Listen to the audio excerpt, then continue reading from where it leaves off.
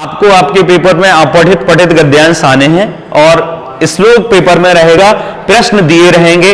पर कई बार ये होता है श्लोक भी ठीक से समझ में नहीं आता, तो वे प्रश्न कैसे समझ में आएंगे। और आप लोग प्रैक्टिस करते हो प्रश्न उत्तर रटने की या श्लोकों को रटने का। हम श्लोक को देखेंगे और उसके नीचे जो प्रश्न दिए गए हैं, या फिर एक श्लोक से कितने प्रकार के क्वेश्चन बन सकते हैं। हो सकता है आपने सोचा ये श्लोक आ सकता है और उसके 4 प्रश्न आपने याद किए। एक श्लोक से सैकड़ों क्वेश्चंस बन सकते हैं। कितने?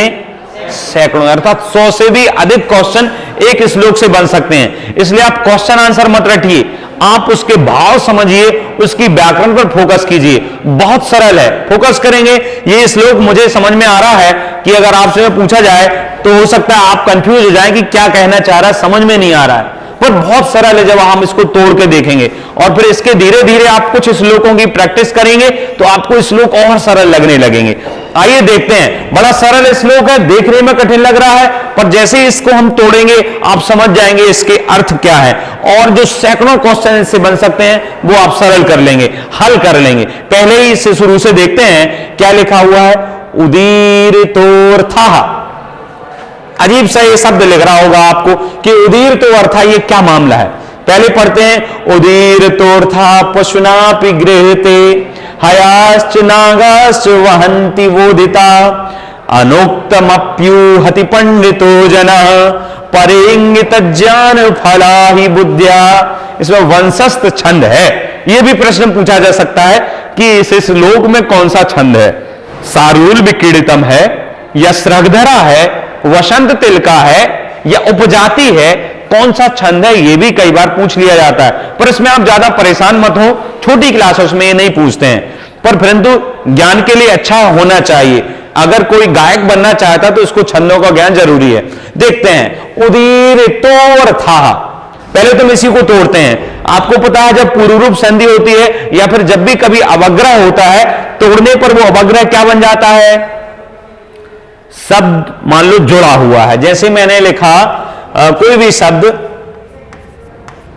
विद्या और ये बना दिया, ऐसा अवग्रह और ये बना दिया, ठीक है, बनाओ इसको। ये आ क्या बनेगा बताइए, ये अवग्रह जो है ये आ माना जाएगा, ठीक है। ऐसे और भी शब्द हैं, जैसे मैंने बोला को,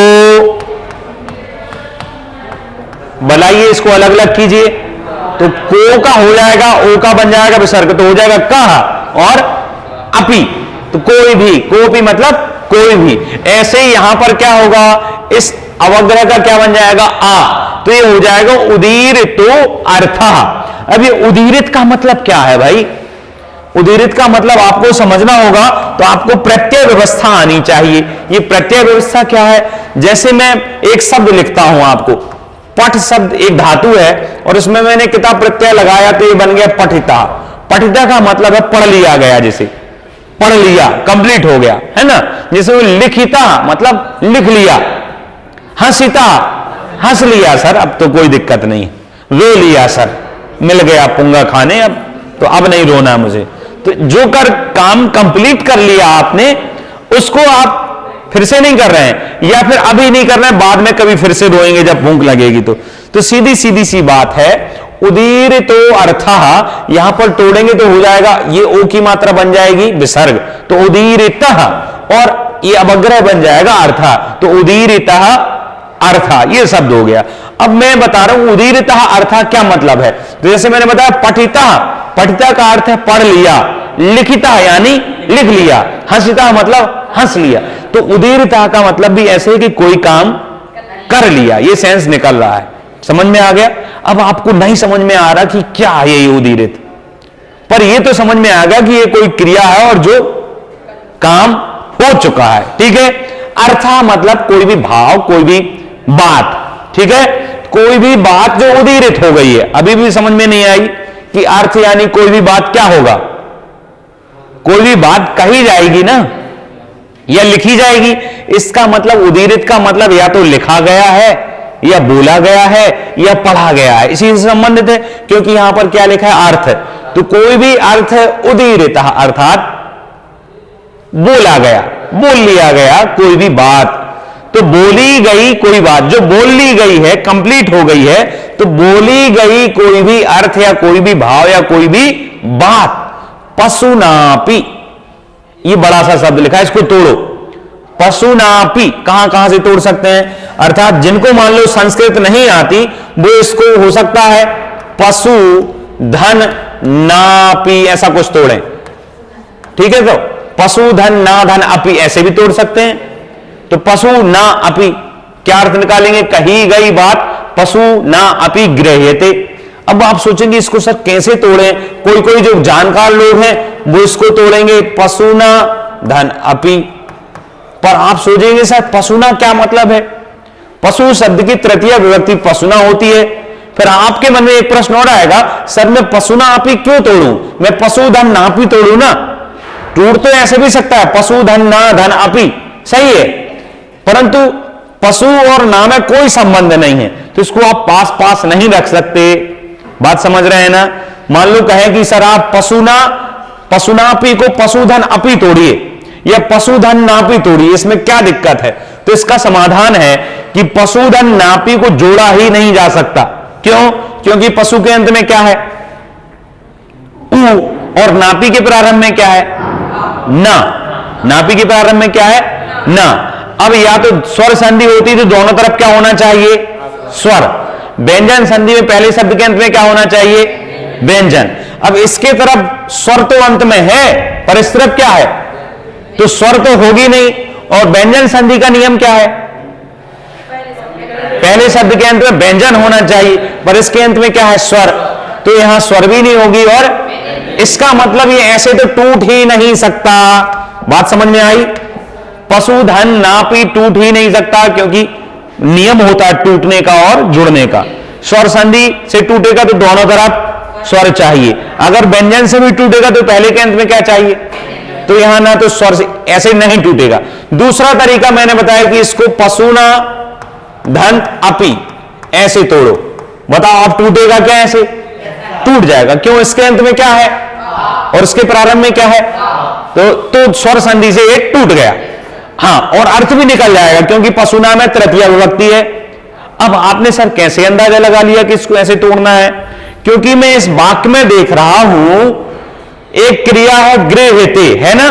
गृह्यते मतलब ग्रहण किया जाता है, यहां पर ये आत्मनेपद की क्रिया है, ठीक है गृह्यते। और यहां पर ये आत्मनेपद की कहूं चूंकि एक ही मात्रा है, आत्मनेपद जैसा रूप चल रहा है इसका, और इसमें एक कर्मवाच्य की क्रिया है। कौन सी वाच्य की क्रिया है, ध्यान आया कुछ, जब मैंने आपको कर्तृवाच्य और कर्मवाच्य पढ़ाया है तो मैंने आपको बताया था कि गृह्यते जो शब्द है,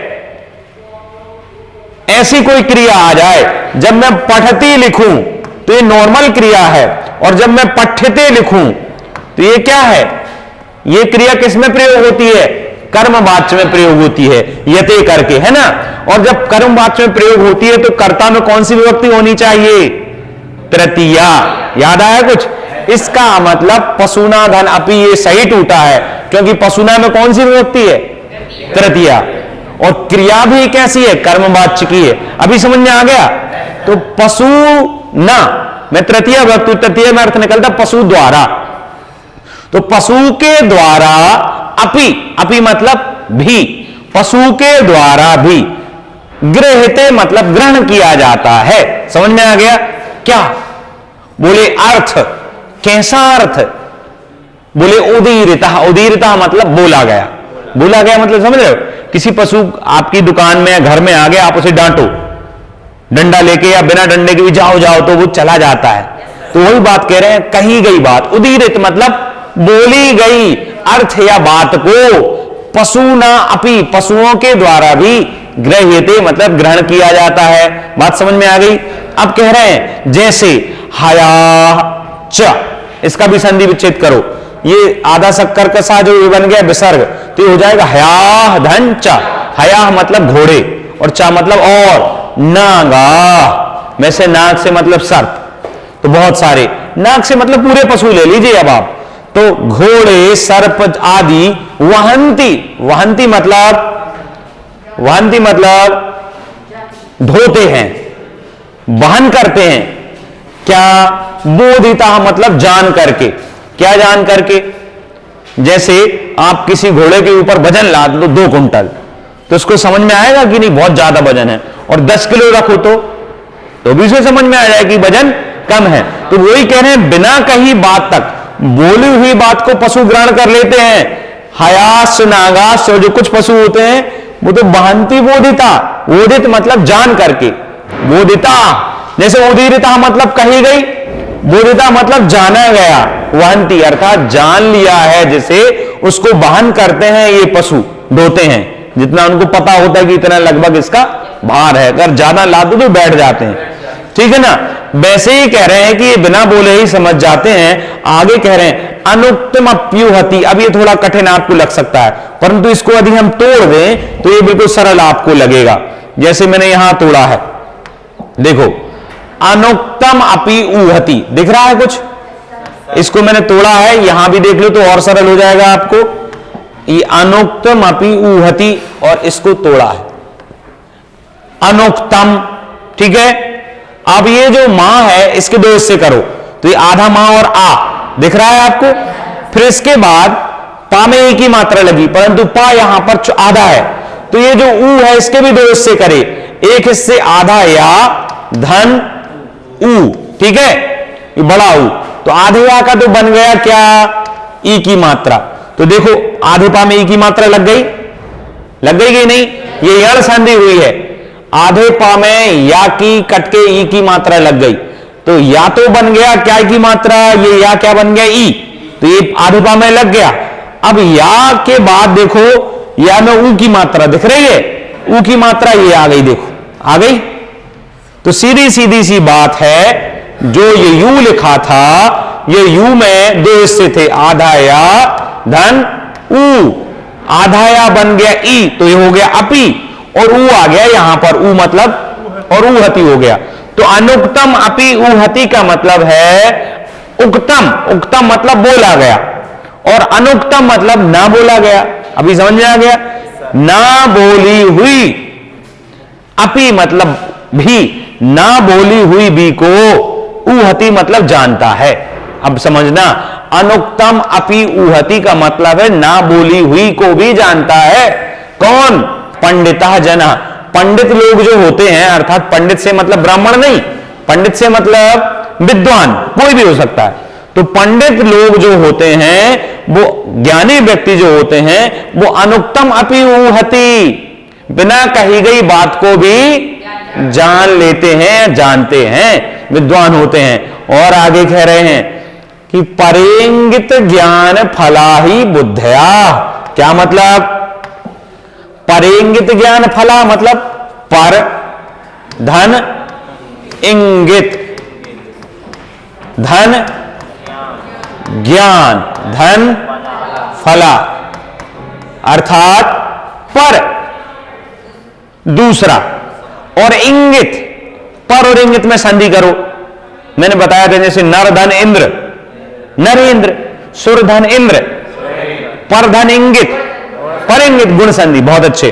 तो परेंगित यानी दूसरे के द्वारा, इंगित, इंगित मतलब इशारा की गई, दूसरे के द्वारा इशारा की गई या बताई गई ज्ञान फल, ज्ञान के फल वाली बुद्धिया अर्थात बुद्धि, जो बुद्धि होती है वास्तविकता में, जो बुद्धि होती है वो पर इंगित ज्ञान फला, दूसरे के इशारे से समझने के ज्ञान वाली, दूसरे के अनुभव के ज्ञान के फल वाली होती है। मतलब उनके पास जो ज्ञान फल होता है, जो बुद्धि होती है, वो खुद के अनुभव की नहीं, वो दूसरे के अनुभव से भी पर इंगित यानी दूसरे के अनुभव से भी वो सीख जाते हैं। ऐसी ही बुद्धि बुद्धि कहलाती है।